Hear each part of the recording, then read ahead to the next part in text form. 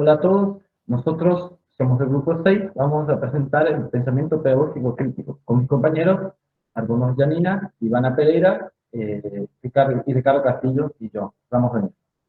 Bueno, la escuela crítica surge para criticar a los métodos tradicionales de la enseñanza. Luego de 2 guerras mundiales, los existencialistas se preguntaban qué de mal había en la educación para generar a hombres que llegaran a odiarse tanto. A la mitad de este mismo siglo, el optimismo pedagógico fue sustituido por una crítica radical. Siguiente. Los principales autores: Louis Althusser, Pierre Bourdieu, Passeron, Baudelot, Stablet, Bernstein y Walter Benjamin de la Escuela de Frankfurt. Siguiente. Louis Althusser. Louis Althusser fue un comunista, filósofo francés que nació en 1918 y falleció en 1990. Su primera participación fue en el libro de la Revolución Teórica del Marx, donde él planteaba la escuela como un aparato ideológico dominante. Él planteaba una idea distinta a la de Marx, donde él decía que la filosofía no estaba desligada de la práctica política. Es decir, que para él la filosofía era la lucha de clases en la teoría. También planteaba que la escuela vino a reemplazar a la iglesia en cuanto a institución donde se imponía la cultura dominante. Bien. La escuela de Frankfurt. La escuela de Frankfurt fue de donde muchos pedagógicos sacaron sus ideas. En la escuela de Frankfurt aparecía, por ejemplo, Walter Benjamin, que era uno de sus representantes, que fue un comunista, que su principal crítica fue hacia las universidades, donde prevalecía el adultocentrismo. Es decir, que se centraba más en los adultos y no tanto a los chicos como alumnos en sí. Y decía que los niños requerían de los adultos una representación clara y comprensible. Y luego tenemos a Bernstein, que nació en Londres en 1924. Bernstein estudiaba el lenguaje y las relaciones sociales y también el papel de la educación en la reproducción social, y planteaba que cualquier actividad pedagógica era una forma de control social. Bueno, ahora sigue mi compañero con el siguiente autor. Hola, mi nombre es Ricardo y continúo con el pensamiento pedagógico crítico, pero en este caso desde la perspectiva de 2 sociólogos franceses, Bourdieu y Passeron. Su análisis parte de la relación entre el sistema de enseñanza y el sistema social. Desarrolla la teoría de la reproducción basada en el concepto de violencia simbólica, es decir, aquella que se ejerce con la complicidad del propio agente social. Impone significados como legítimos y oculta la relación de fuerza que la sustenta.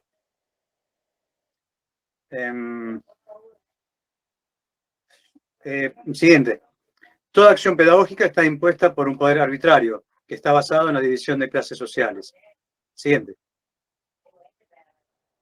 Y esta arbitrariedad estaría camuflada en 2 formas. Por un lado, la autoridad pedagógica, que es un proceso de imposición que crea en los niños de la clase dominada un hábitus, es decir, disposiciones asociadas a la aceptación de una posición social.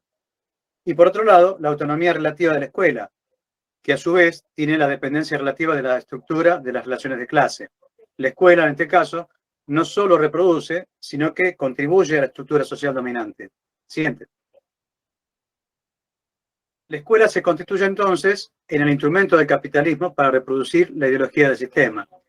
La acción pedagógica de la escuela sería precedida por la acción pedagógica primaria, que es la familia, y que determina la adquisición de ciertos hábitos que permanecen anclados a los espacios del contexto social en los que la gente se desenvuelve. La acción pedagógica es un trabajo de inculcación para producir una formación duradera y así grabar a fuego los principios de una arbitrariedad cultural, una vez terminada la acción pedagógica. Siguiente. Para estos sociólogos, el determinante es el origen social. Para otros investigadores franceses, también, además, sería la herencia cultural, entre ellas el dominio del lenguaje. Para las clases altas, el acceso a la educación superior, la literatura y el arte en todas sus expresiones solo significan continuidad, herencia. Siguiente. Mientras que para las clases bajas significa una dura conquista, Y esta diferencia no hace más que reproducirla y perpetuar la brecha social con contenidos homogéneos. En resumen, toda educación implica una violencia simbólica y la finalidad es integrar a los estudiantes al sistema de valores de la clase dominante. Hasta aquí, y sigue la compañera. Bueno, mi nombre es Ivana, yo voy a hablar sobre Baudelot y Stauder, que eran dos sociólogos franceses que juntos se encargaron de analizar la escuela capitalista francesa en 1971. Y así llegaron a la conclusión de que la escuela se encontraba dividida por dos grandes redes escolares. Por un lado, se reservaba el 25% de los estudiantes a la clase burguesa y el resto, el 75%, para los del proletariado. Y así decían que la escuela no era única, ya que se encontraba dentro de una sociedad dividida, entonces la cultura que transmitían no era una sola, sino dos. También estos autores afirmaban que la división del trabajo era la responsable del fracaso escolar. Y a respuesta de esto, también opinaban de que los profesores y los alumnos no eran responsables, sino que eran víctimas de este sistema, y el capitalismo decía que los chicos tenían dones naturales y un coeficiente de inteligencia distintos, y justamente se daba junto a la división de las clases sociales que había en ese momento. Siguiente. La división del trabajo capitalista. Estos autores decían que todo lo que pasaba dentro de la escuela tenía que ver con lo que sucedía fuera de ella, digamos, en la sociedad. Y así comentaban que el trabajo se dividía entre el trabajo intelectual y el trabajo manual, y que de esta forma la escuela se encargaba de formar una menor cantidad de intelectuales y una mayor cantidad de trabajadores menos calificados. O sea, ese 25% de burgueses eran los trabajadores intelectuales y el resto eran los trabajadores menos calificados que hacían, que estaban condenados a trabajar casi toda su vida para las grandes empresas capitalistas. Y confirmaban que la escuela respondía nada más que a las demandas que le daba la sociedad.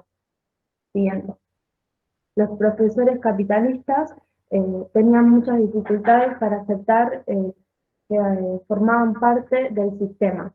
Y así la función de la escuela no era sino enriquecer al individuo, y en realidad se encargaban de formar trabajadores para las grandes industrias capitalistas.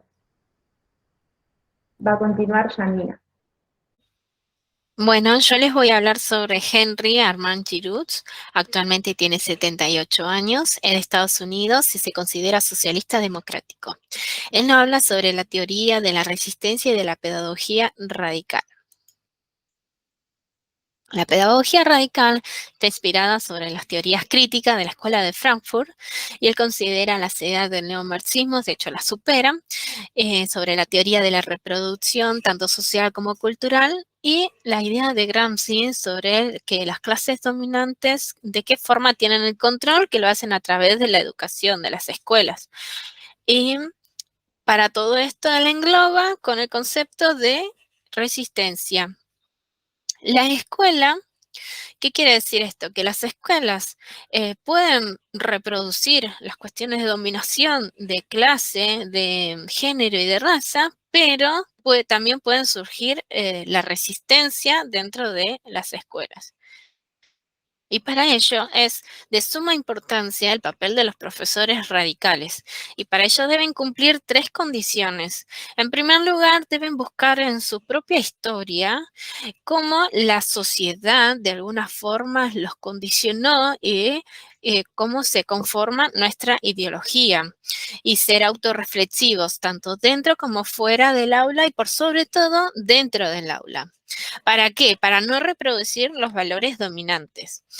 Y después tenemos la democracia escolar que se debe dar interinstitucionalmente, entre otras escuelas. De esta forma se forman alianzas con otros también, con profesores, establecer alianzas con los profesores de la misma institución y por fuera de la institución, y se establecen las relaciones profesionales y pedagógicas.